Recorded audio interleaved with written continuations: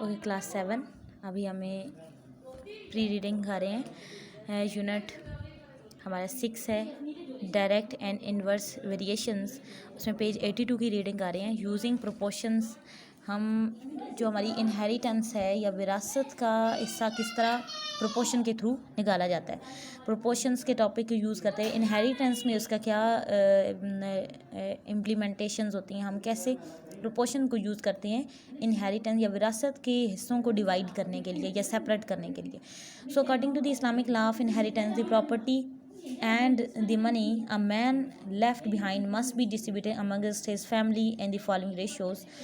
जब Islamic law के मुताबिक एक प्रॉपर्टी या मनी जो एक आदमी आफ्टर हिज डेथ वो डिस्ट्रीब्यूट की जाती है उसकी फैमिली में, तो उसके लिए जो रेशियोज़ इस्तेमाल होती हैं, यूज़ होती हैं, उसमें सबसे पहले विडोज़ शेयर यानी बेवा का हिस्सा, जो जिसकी डेथ हुई है उसकी अगर बीवी है तो बीवी का जो हिस्सा होगा, जो बेवा अब कहलाती है, बेवा का हिस्सा क्या होगा 1/8। अगर हम कहते हैं कि उसकी जो टोटल प्रॉपर्टी थी उसके 8 हिस्से किए जाते हैं, पहले 8 पोर्शंस में डिवाइड किया जाता है। अब उन 8 पोर्शंस में से 1 पोर्शन विडो का है और 7 पोर्शन जो रह जाएंगे ना, वो बैलेंस ऑफ प्रॉपर्टी जो बाकी रह जाने वाली रकम है वो अब डिस्ट्रीब्यूट की जाएगी among his children, so that the sons inherit twice the share of the daughter.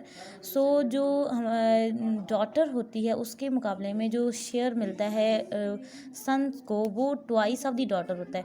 यानी अगर 1 रुपी अगर डॉटर को देना है तो उसको डबल करके 2 रुपी बॉय को या सन को दिया जाएगा। ठीक है, तो ये जो 7 हिस्से रह जाएंगे ना, उन हिस्सों को कैसे डिस्ट्रीब्यूट करना है फिर बच्चों में, कि अगर सिस्टर्स सारी हैं तो उनको 1-1 पोर्शन दिया जाएगा और डबल करके बॉयज़ को दिया जाएगा या ब्रदर्स को दिया जाएगा। एग्जांपल से आपको सारी चीज़ ये समझाती हूँ। सो एग्जांपल है, a man left 5 million in a bank, divide this amongst his widow, 2 sons and a daughter. तो इस क्वेश्चन में अब क्या है कि एक आदमी के बैंक अकाउंट में 5 मिलियन रुपीज़ लेफ़्ट थे, जबकि अब हमने ये अमाउंट डिस्ट्रीब्यूट करनी है उसकी विडो बेवा, 2 सन्स यानी 2 बच्चों में, एंड अ डॉटर और 1 डॉटर है, उसकी एक बेटी है। अब सबसे पहले विडो शेयर क्या है 1/8 of the total amount that he put in the bank. तो 1/8 and the amount put given in the bank क्या है 5 मिलियन है। 1/8 मल्टीप्लाई 5 मिलियन किया तो 625,000 हमारे पास अमाउंट आ गई। ये विडो का शेयर है। अब ओरिजिनल अमाउंट में से विडो का शेयर माइनस कर दिया जाएगा, तब जो रह जाने वाली रकम होगी वो डॉटर और सन को डिस्ट्रीब्यूट करनी है हमने। सो अब क्या है कि जो 5 मिलियन था टोटल, उसमें से हमने amount left for 2 son and daughter, बच्चों के लिए जो रकम रह गई है वो 5 मिलियन में से बेवा का हिस्सा माइनस करने के बाद आएगा। So that is 4,375,000। अब ratio of son to daughter क्या होता है 2:1, यानी अगर डॉटर को 1 मिलना है तो सन को 2 मिलेंगे। So share of son to daughter क्या होगा 2:1।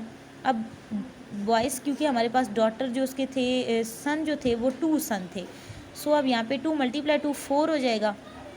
अब 4 जो शेयर आ गए हैं वो बच्चों के हैं, बॉयज़ के हैं, सन्स के हैं, और 1 जो शेयर है वो डॉटर का है। यानी टोटल अब शेयर कितने हो जाएंगे, जो ये वाली अमाउंट आ गई है इसके अब टोटल पार्ट्स और कितने हो गए, मज़ीद पार्ट करने हैं, वो 5 करने हैं।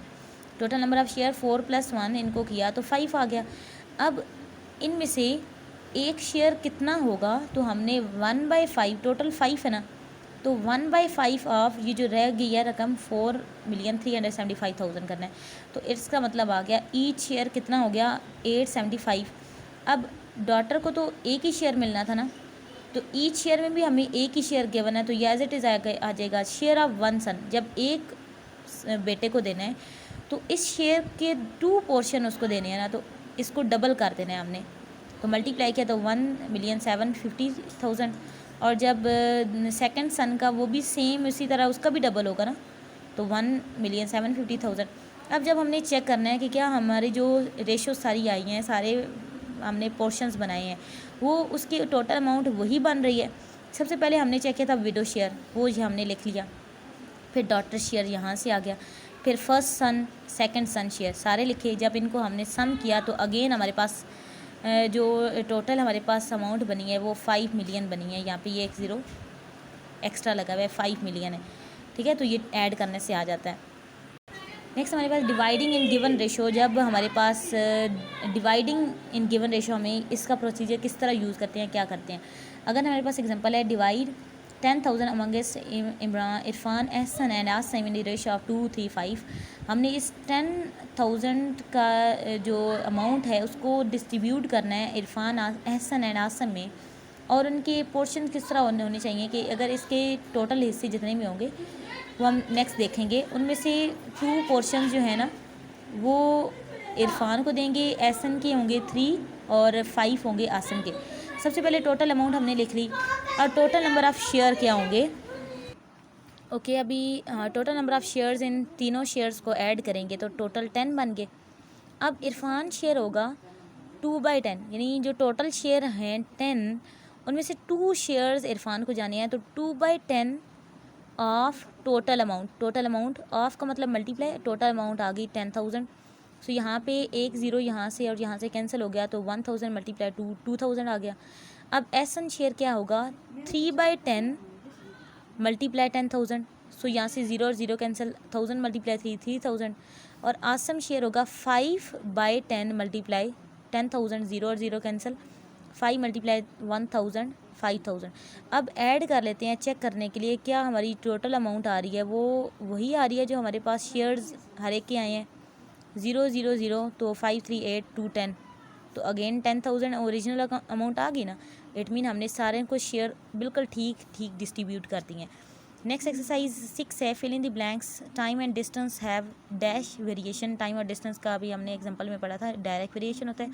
इफ़ 8 बैग्स कॉस्ट 400 यानी 16 बैग्स विल कॉस्ट। अगर 8 बैग्स की कॉस्ट आ रही है 400, तो बैग डबल होके 16 हुए तो 400 से डबल होके 800 हो जाएगी। When the number of worker decreases increases, time needed to complete work is. अगर वर्कर ज़्यादा लगा देंगे, अगर वॉल को हमने बिल्ड करना है तो वर्कर ज़्यादा होंगे तो टाइम कम लगेगा ना, तो वॉल हमारी बिल्ड हो जाएगी। सो डिक्रीज्ड लिखेंगे। The continue ratio for 2 3 and 3 4 is. जब 3 कॉमन लिखा तो 2 3 4 ये वाला हमने अभी देखा कंटिन्यू प्रोपोर्शन है, 2 3 4 इसको लिखा जाएगा 2:3:4 ये हमने लिख दिया। Distance is the product of speed and time, ये फार्मूला मैंने आपको खुद लिखवाया है पीछे, तो ये हमने उसको लिखा है जो आपने अभी पिछले लेक्चर में आपने सुना। नेक्स्ट है, state whether the following statements are true और false. The number of items bought and the price paid have direct variation. जितने आइटम हम ख़रीदेंगे हमारी प्राइस उससे इसी तरह जो हम प्राइस पे कर रहे हैं वो इसी तरह इंक्रीज़ होती जाएगी। ज़्यादा अगर हमने चीज़ें खरीदी हैं तो ऑब्वियसली हमें ज़्यादा पे करना होगा। So it is direct variation. The number of, ये ट्रू है। Number of people in a house and the amount of food required have inverse variation. एक हाउस में अगर 10 बंदे हैं तो एक ख़ास अमाउंट ऑफ फूड हम खा रहे हैं या कंज्यूम कर रहे हैं। वो अगर पीपल ज़्यादा होते जाएंगे तो फूड भी ज़्यादा चाहिए होगी, ठीक है। इट मीन्स जो पीपल हैं हाउस में रहने वाले और जो अमाउंट ऑफ फूड है वो डायरेक्ट वेरिएशन में होती है। सो यहाँ पे फॉल्स करके आपने इन्वर्स को कट करके डायरेक्ट लिखना है। Cross multiplication is used in the dash method. जो क्रॉस मल्टीप्लिकेशन है वो हम पिछली क्लास में 6 में भी आपने किया, वो प्रोपोर्शन मेथड में होता है। यूनिटरी मेथड में क्रॉस मल्टीप्लिकेशन नहीं होती, ये फॉल्स है। If a gardener plant 6 sapling in 3 hours then he can plant 10 sapling in 4 hour. So हमने इन 4 आवर का मतलब है हमने आवर्स चेक करने हैं, तो यूनिटरी मेथड लगाते हैं इस पर। 6 सैपलिंग इन आवर्स, 6 सैपलिंग कितने आवर्स में लगी थी, 3 आवर्स में, तो 1 सैपलिंग इन आवर 3/6 होगा। जब 10 सैपलिंग का चेक करना है तो 3/6 मल्टीप्लाई 10 होगा, 10 3 30/6 विच इज़ 5 आवर। लेकिन हमें फाइनली 4 आवर गिवन है, it means it is false. 4 को कट करके 5 लिखें। A car can travel 300 kilometre in 5 hour has a speed of 60 kilometre. इसके लिए अब हमें चेक करना है कि क्या डिस्टेंस और टाइम के साथ कनेक्शन जो भी आ रहा है फार्मूला के थ्रू उससे 60 किलोमीटर स्पीड आ रही है। स्पीड का फार्मूला है डिस्टेंस डिवाइड टाइम। अब डिस्टेंस है 300 डिवाइड 5 किया, जो टाइम था 300 डिवाइड 5 किया तो 60 आ गया। इट मीन्स ये ठीक है, ये बात ठीक है, इट इज़ ट्रू। नेक्स्ट है right direct and inverse variation engage the following statement. इनमें से डायरेक्ट वेरिएशन कौन सा है, इनवर्स क्या है, ये हमने सामने लिखना है इक्वेशंस के स्टेटमेंट्स के। The number of pencils bought and their cost, हम जितनी जितनी ज़्यादा पेंसिलें लेते जाएंगे हमारी कॉस्ट या खर्च इतना ज़्यादा होता जाएगा, it means it is in direct variation. Next है number of man on the job and the days required to complete it. एक वॉल को बिल्ड करने वाली एग्जांपल ही अगर लें तो क्या होता है कि जब वर्कर ज़्यादा होते जाएंगे तो दिन कम लगेंगे और काम जल्दी कंप्लीट हो जाएगा, इट मीन्स इनवर्स वेरिएशन होगा इनके अंदर, इनवर्स वेरिएशन। नेक्स्ट है speed of car and time taken to cover a given distance. अब speed of car and time taken to cover a given distance. अब गिवन डिस्टेंस हमारे पास जो distance है वो फिक्स है और हम चेक कर रहे हैं स्पीड ऑफ कार इंक्रीज़ करते हैं तो टाइम कम लगेगा और हम वो डिस्टेंस कवर कर लेंगे, और अगर हम स्पीड स्लो कर देते हैं तो ऑब्वियसली हमें टाइम ज़्यादा लगेगा कि वो डिस्टेंस कंप्लीट हो, इट मीन्स ये इन्वर्स वेरिएशन में।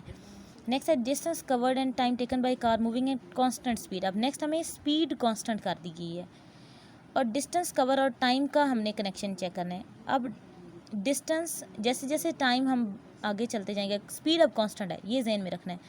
कार एक ही स्पीड से जा रही है, अब जितना टाइम लगेगा जैसे जैसे टाइम बढ़ेगा डिस्टेंस ज़्यादा से ज़्यादा होता जाएगा, जितना टाइम कम होगा इतना डिस्टेंस कम से कम होगा, ठीक है। इट मीन्स जब टाइम कम हो रहा है तो डिस्टेंस भी कम कवर हो रहा है, जब टाइम ज़्यादा हो रहा है डिस्टेंस भी ज़्यादा कवर हो रहा है, इट मीन्स ये डायरेक्ट वेरिएशन में। सो ये आपने डेफिनेशंस और जो एग्जांपल्स मैंने करवाई हैं वो आपने सारी प्रैक्टिस करनी है। अगर कोई कन्फ्यूजन हो मेरे से पूछना है, और ये जो 1 through 3 क्वेश्चन है इसका क्लास तक भी आपने कर लेना है।